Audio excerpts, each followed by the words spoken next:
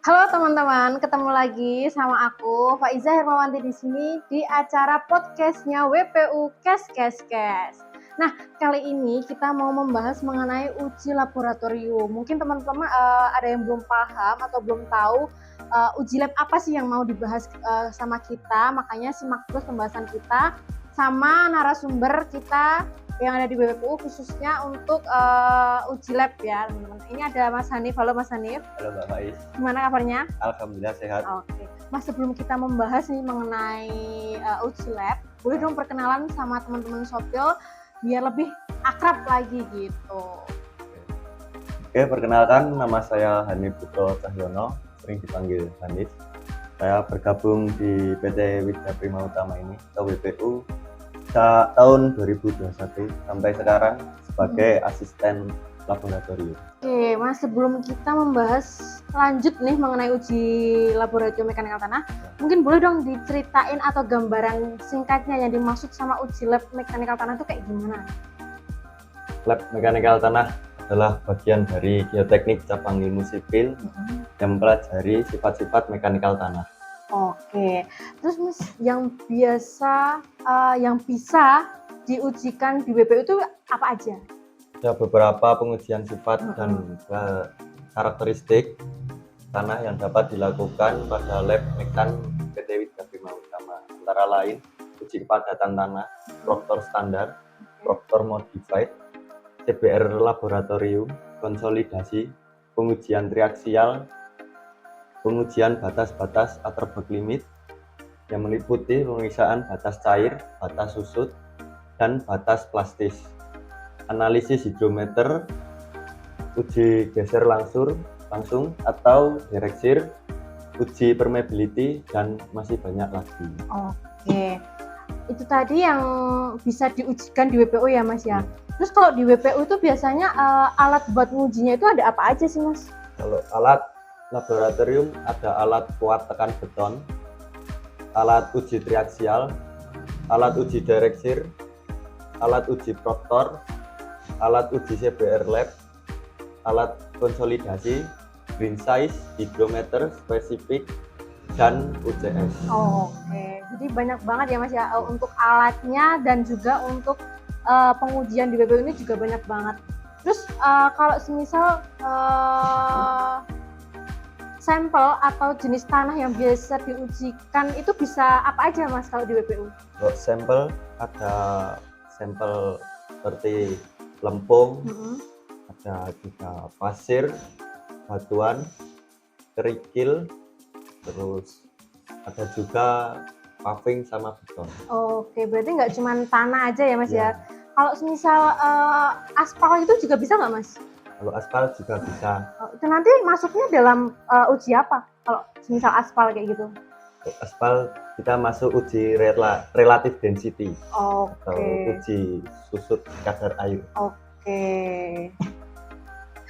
Nah, tadi Mas Hanif sempat menyebutkan ada uji standar Proctor ya Mas ya. Itu step dalam pengujiannya itu gimana Mas? Standar Proctor itu mengetahui kepadatan tanah ya Mbak. Ya, dari sampel datang langsung kita lakukan pengopenan. Setelah dari pengopenan kita lakukan penyaringan. Ada saringan, kita pakai saringan 4 ya Mbak. Terus itu kita lakukan penyaringan, kita lakukan penimbangan. Setiap sampel berjumlah 2 kilo. Kita memakai 5 sampel, bisa 5 sampai 6 sampel. Di situ kita lakukan di penimbangan ya Mbak. Kita lakukan pencampuran kadar air untuk mengetahui maksimal dan minimal kadar air yang kita pakai. Nah, setelah penyampuran air bisa kita lakukan uji standar Proctor. Standar Proctor ada 3 lapis, setiap per lapisnya ada 25 kali tumbukan. Jadi di total ada 25 tambah 25 tambah 25 berapa? 75 berarti. Ya, 75 kali tumbukan. Oke. Tuh. Lakukan penumbukan, kita keluarkan sampel. Nah, kita ambil per lapis buat pengujian kadar air atau water content. Di situ kita lakukan pengovenan selama 24 jam. Itu kita selesai sampai besok, kita timbang lagi yang sudah di oven selama 24 jam dan kita tulis ke form yang ada di pengujian tersebut. Oke, jadi cukup panjang ya stepnya ya Mas ya. Jadi sampai masuk oven, sampel datang, masuk oven. Penyaringan dulu apa masuk oven dulu Mas? Masuk oven dulu. Masuk oven dulu, terus disaring, terus penumbukan juga. Penumbukan satunya sempat 25 satu lapis ya, 25 kali satu lapis. Sedangkan ada 3 kali tumbukan. Ya, itu terus masuk oven lagi, terus disaring, baru diambil hasilnya ya Mas ya. Oke.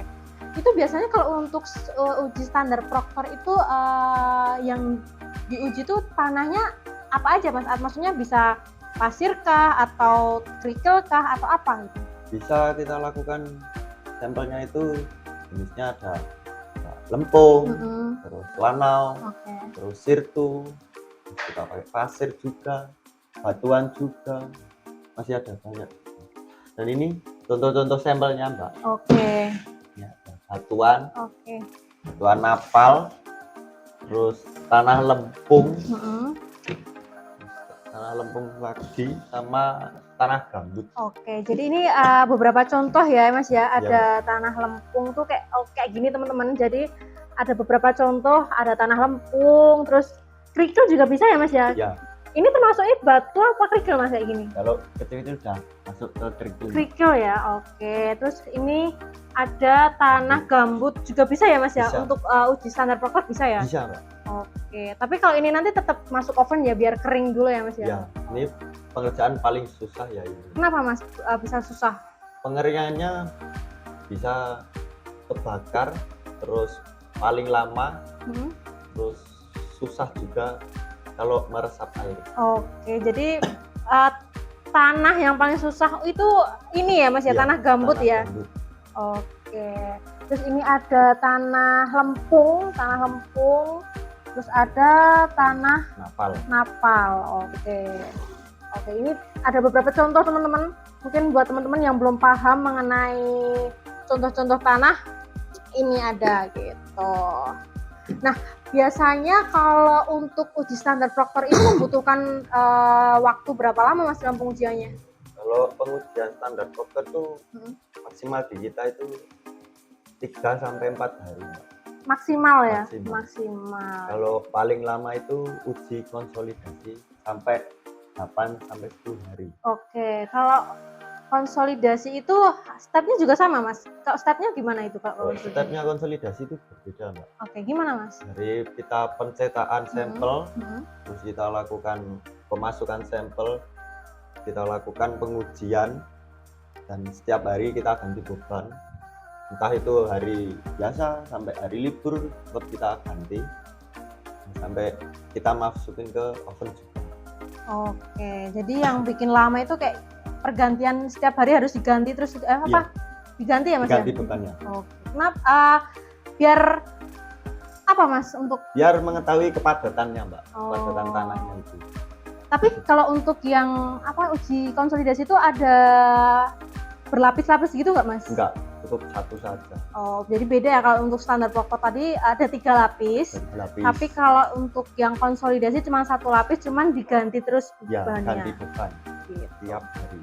Oke, berarti yang paling susah dan yang paling lama itu uji konsolidasi ya Mas ya? Ya Mbak, uji konsolidasi paling susah atau sering disebut uji penyusutan. Oke. Terus kalau untuk yang paling cepat durasi dalam pengujian itu apa Mas? Di paling cepat yaitu uji moisture content atau mencari kadar air. Oke, itu biasanya berapa lama durasinya? Kalau uji moisture content cukup 1 kali 24 jam Mbak. Jadi sehari gitu udah selesai ya Mas ya untuk pengujiannya gitu. Terus Mas, kalau dalam pengujian itu sempat maksudnya kendalanya itu apa aja dalam proses pengujian gitu? Kalau kendala cuma cukup satu sih Mbak. Kalau listrik mati atau token habis, oven nggak bisa digunakan. Oke, jadi lebih ke listrik ya masalah utamanya. Tapi kalau untuk cuaca itu berpengaruh nggak Mas dalam pengujian? Kalau kita udah nggak memakai cuaca sih Mbak. Dulu waktu masuk kita masih pakai cuaca matahari. Gitu Oh ya Mas, lupa. Kalau dalam setiap uji itu biasanya tuh sampel yang digunakan itu berapa Mas minimal yang dipakai? Kalau buat standar Proctor dan CBR itu kita pakai 25 sampai 50 kilo Minimal. minimal. Oke, tapi nanti kalau semisal nih Mas, dalam proses ujinya ternyata sampel yang digunakan atau sampel datang itu nggak nyampe 25 itu gimana Mas? Kalau sampel nggak sampai ya kita minta ke klien lagi. Kalau sampel itu kurang, ya nanti ditariin lagi, dibawa ke sini, kita lakukan pengujian juga. Oke, jadi harus minimal 25 ya Mas ya. Kalau kurang nanti hasilnya juga nggak sesuai dengan nilai yang diujikan gitu ya. Oke, tapi untuk saat ini Mas lagi uji apa nih sekarang? Saat ini kita masih mengerjakan punyanya yang di Jetis Karanganyar, Mbak. Itu uji apa aja kalau yang itu? Itu ujinya indeks aja sih, Mbak. Contohnya ada postur konten, relative density, terus ada specific gravity, ada hydrometer, ada green size, ada UCS, direksir, sama konsolidasi, dan terakhir ada triaxial juga. Oke, jadi banyak juga ya Mas ya. Kalau untuk dalam setiap pengujian ya, misal nih Mas, saya sebagai klien nih, ada sampel masuk. Nah, itu uji yang dilakukan itu sesuai permintaan klien atau ada masukan dari tenaga ahlinya gitu. Mending yang diuji ini aja deh Bu, atau mungkin dari pihak lainnya saya mau uji ini aja gitu Mas. Itu tergantung sama kliennya sih Mbak.